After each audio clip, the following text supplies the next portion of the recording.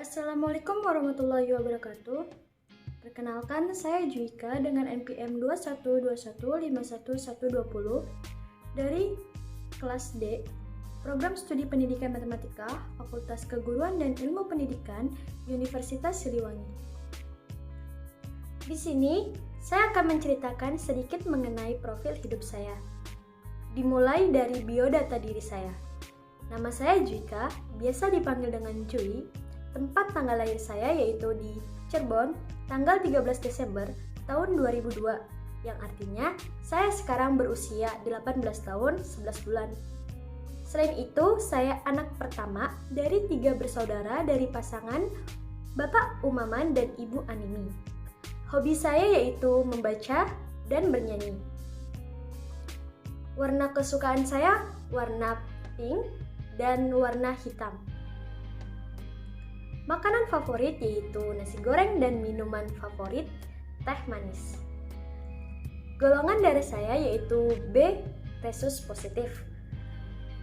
Dan riwayat pendidikan saya pada tahun 2007 hingga tahun 2009 saya di Taman Kanak-kanak Bustanul Muta'alimin. Lalu dilanjutkan di sekolah dasar yaitu SDN 1 Gamel pada tahun 2009 hingga tahun 2015. Dan dilanjutkan ke jenjang sekolah menengah pertama yaitu di SMP Negeri 2 Pleret pada tahun 2015 hingga tahun 2018.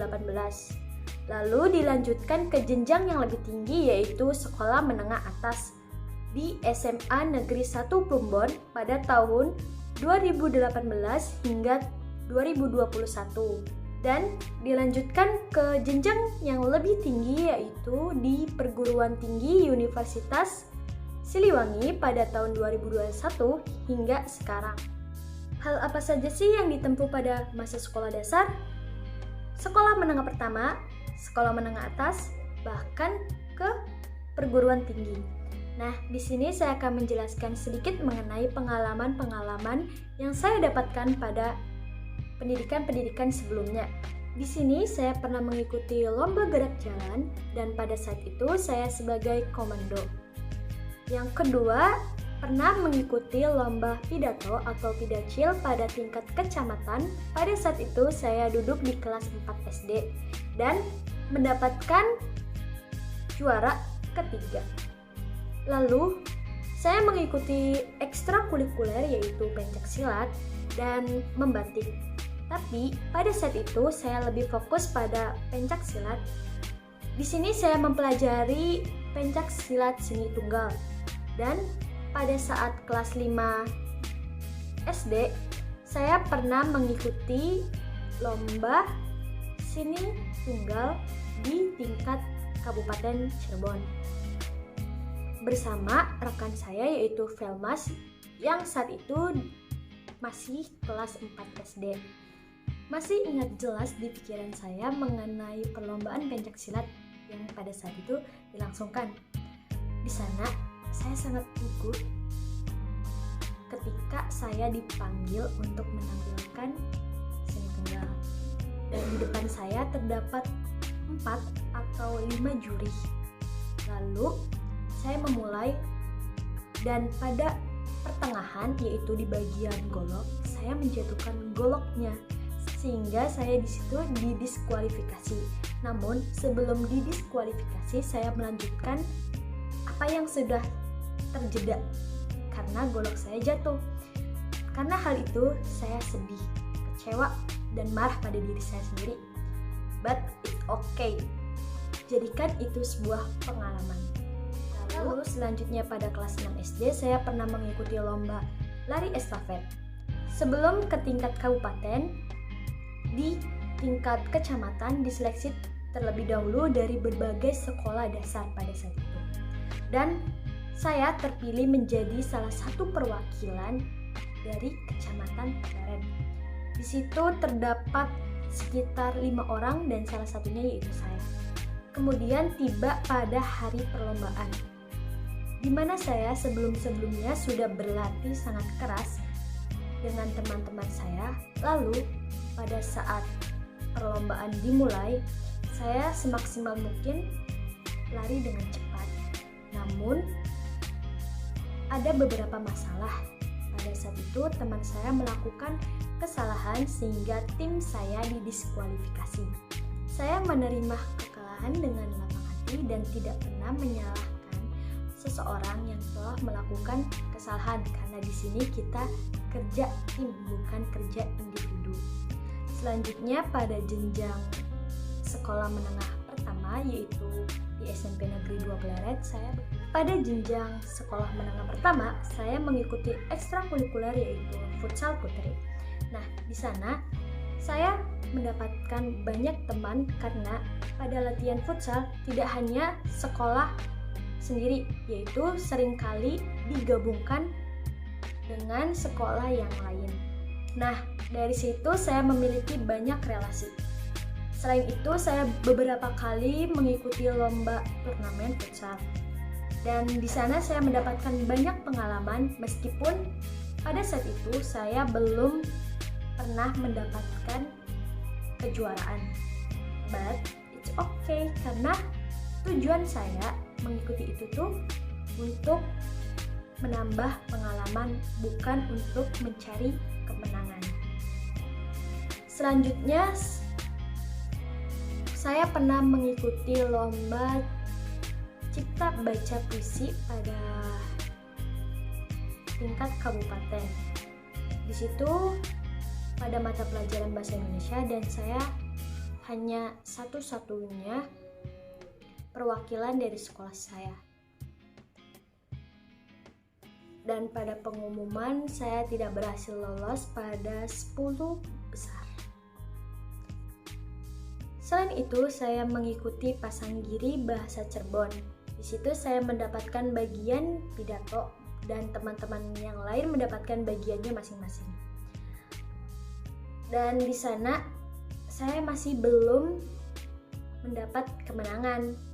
Balik lagi pada intinya, karena saya mengikuti lomba-lomba tersebut bukan mencari kemenangan, namun mencari pengalaman. Selain itu, saya pernah menampilkan tari saman pada saat kelas 8 dengan teman-teman kelas saya. Pada saat itu saya mengikuti pentas seni, dan kelas kami menampilkan tari saman, dan di situ berjumlah 9 orang. Nah, dari situ guru seni budaya saya tertarik untuk menindaklanjuti tari saman yang telah kita tampilkan. Beberapa kali kami tampil pada acara porak, pembukaan, dan acara perpisahan kelas. Nah, berbeda sekali dengan pada masa sekolah dasar dengan sekolah menengah pertama. Di situ saya waktu sekolah dasar lebih memprioritaskan bakat dan minat saya di bidang non-akademik.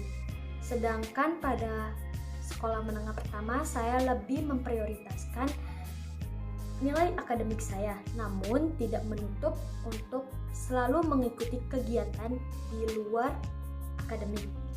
Nah, pada saat sekolah menengah pertama saya pernah menduduki ranking pada semester 1 yaitu ranking 4, pada semester 2 ranking 5, semester 3 ranking 2, hingga saya lulus. Saya tetap mempertahankan posisi saya. Selanjutnya pada sekolah menengah atas. Di sana saya terlibat sebagai Majelis Perwakilan Kelas atau MPK yang mengawasi kegiatan atau yang mengawasi program kerja dari OSIS.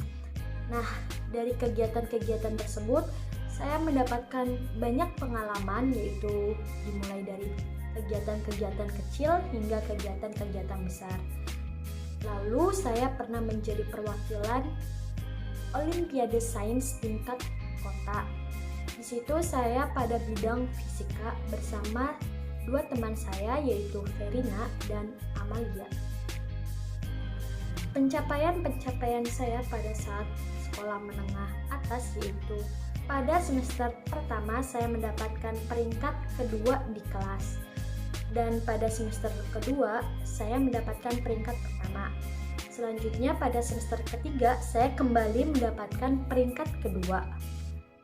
Pada semester keempat, saya kembali menduduki peringkat pertama dan memasuki 3 besar paralel. Lalu pada semester kelima, saya kembali menduduki peringkat kedua, dan pada semester keenam, saya kembali menduduki peringkat pertama. Dan pada saat perpisahan, saya mendapat penghargaan sebagai siswa-siswi terbaik pada bidang MIPA. Posisi keempat. Setelah usai lulus dari SMA, saya berpikir itu bukan akhir, namun itu awal.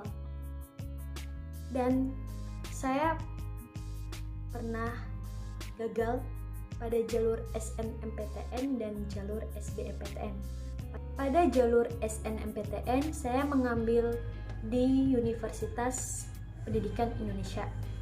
Di situ saya mengambil jurusan Kimia Murni dan Pendidikan Kimia.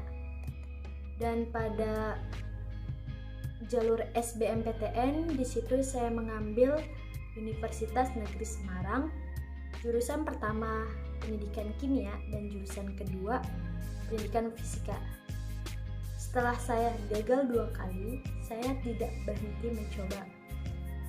Lalu saya mendapat rekomen dari mama saya untuk mencoba di Universitas Siliwangi pada jalur mandiri. Pada saat itu saya berpikir jalur mandiri itu mengeluarkan banyak uang. Namun pada seleksi mandiri Universitas Siliwangi, saya tidak mengeluarkan biaya 1 peser pun karena semuanya ditanggung oleh KIP kuliah. Sekian yang dapat saya ceritakan. Kemudian di sini saya akan memberikan sedikit testimoni mengenai mata kuliah teori bilangan dengan dosen pengampu Bapak Dedi Burjamil. Teori bilangan merupakan mata kuliah yang sangat asing bagi saya karena sebelum-sebelumnya tidak ada mata pelajaran atau mata kuliah yang bernama teori bilangan. Akan tetapi pada umumnya sama, yaitu membahas mengenai bilangan-bilangan, penyelesaian persoalan matematika. Dulu saya pernah beranggapan teori bilangan itu mudah, namun berjalannya waktu tidak semudah yang saya pikirkan dulu. Terdapat beberapa kesulitan yang saya hadapi pada 1 semester sekarang.